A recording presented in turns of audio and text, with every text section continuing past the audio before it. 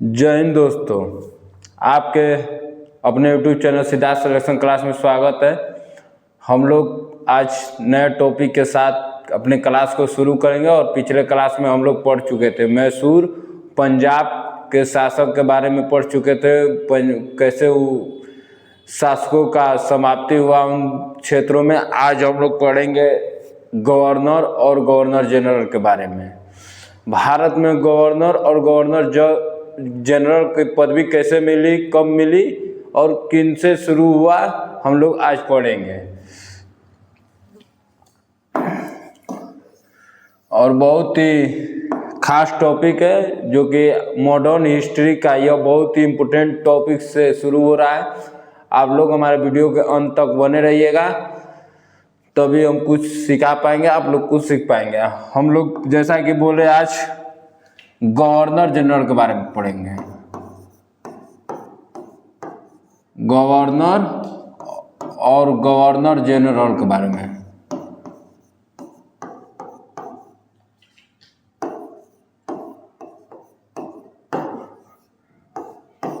Governor और governor general के बारे में पढ़ेंगे दोस्तों। ये जो गवर्नर थे और गवर्नर जनरल, गवर्नर का अधिकार सिर्फ बंगाल और बंगाल के बिहार के क्षेत्रों तक था। और गवर्नर जनरल जब आए तो वो उससे बढ़कर बंगाल, मद्रास, पंजाब, यह सब क्षेत्र को मिला के जहाँ जहाँ ब्रिटिश सत्ता का आधिपत्य हो गया था वो सब क्षेत्र आते थे दोस्तों। तो जब हमारे गवर्नर जनरल की पोस्ट या पदवी शुरू कहाँ से होता है दोस्तों, तो 1764 में जब बक्सर का युद्ध होता है। 22 अक्टूबर 1764 को जब युद्ध होता है, बक्सर का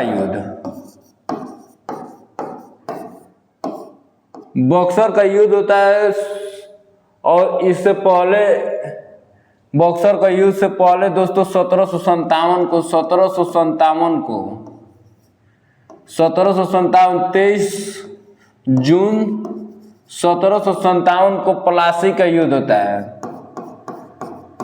प्लासी का युद्ध होता है जिसमें क्लाइव, प्लासी के युद्ध में क्लाइव था। क्लाइव था अंग्रेज सेना था दोस्तों।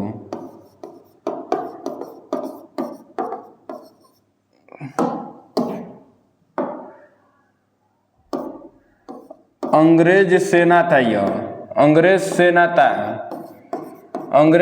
था क्लाइव। और 22 अक्टूबर 1764 को जो ब्रिटिश सेना था हेक्टर मुनरो था दोस्तों।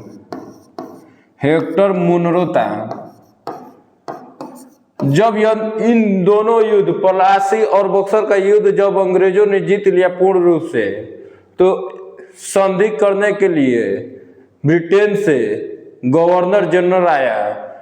प्लासी का युद्ध लड़कर जीत कर अपने अधिकार में बंगाल और बिहार को अपने अधिकार में कहकर वो वापस चला गया था ब्रिटेन। फिर वहां से रिटर्न होता है कब, तो 1665 में रिटर्न होता है। और कब होता है दोस्तों, तो 1765 में संधि करने के लिए, जो कि पहला संधि होता है दिल्ली के बादशाह, मुगल बादशाह शाह आलम के साथ। और दूसरा संधि होता है दोस्तों जो अवध के नवाब थे उनके साथ होता है। जब दो संधि होता है तो इसी के बाद 1766 में जो क्लाइव था, इसने बंगाल के एरिया में द्वैध शासन लगाया। द्वैध शासन शुरू किया।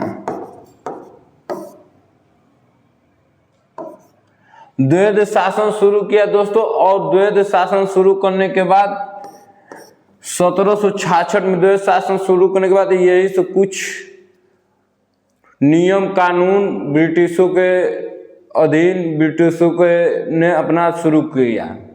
इसके बाद क्या होता है देखेंगे। जब यहाँ तक द्वैत शासन हुआ तो इसके बाद जब यह रिटर्न हो गया, जब वापस चला गया, तो इसके बाद हेक्टर मुनरो आया। हेक्टर मुनरो, अरे सॉरी, वारेन हेस्टिंग्स आया।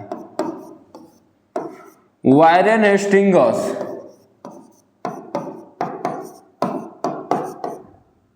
वारेन हेस्टिंग्स आया, जो कि इसने सबसे पहले आते ही द्वैत शासन को समाप्त किया 1772 में। 1772 में द्वैत शासन को समाप्त किया, और द्वैत शासन को समाप्त करने के बाद इसने एक साल बाद 1773 में, सन 1773 में एक एक्ट आता है जिसका नाम रेगुलेटिंग एक्ट था। इसका नाम क्या था?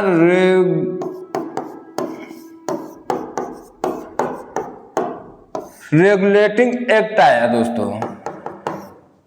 रेगुलेटिंग एक्ट लेकर इसने आया।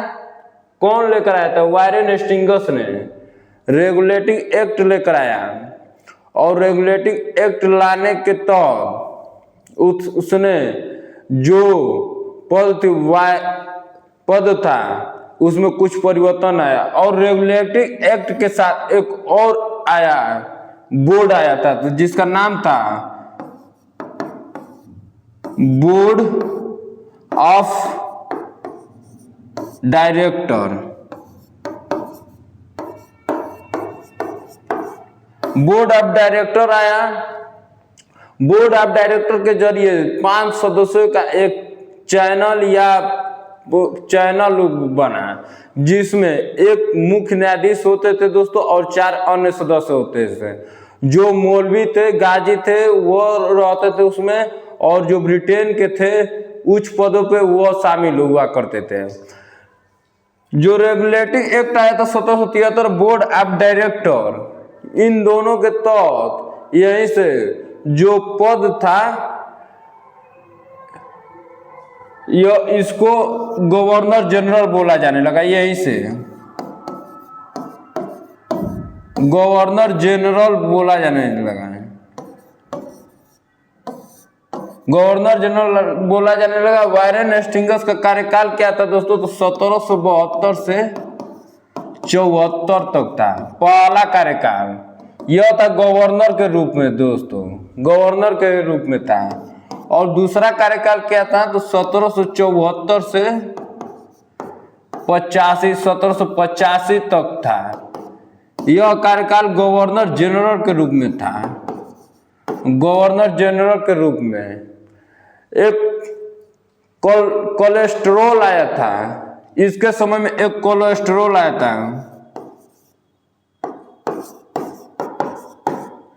इसके समय एक कोलेस्टर आया था। कोलेस्टर के जरिए जो 5 लोगों की समिति थी, उसमें ही गवर्नर जनरल का पद का नियुक्ति हुआ, जो कि फर्स्ट वारेन हेस्टिंग्स कहलाया। और इसके बारे में हम कल पढ़ेंगे, नेक्स्ट क्लास में पढ़ेंगे।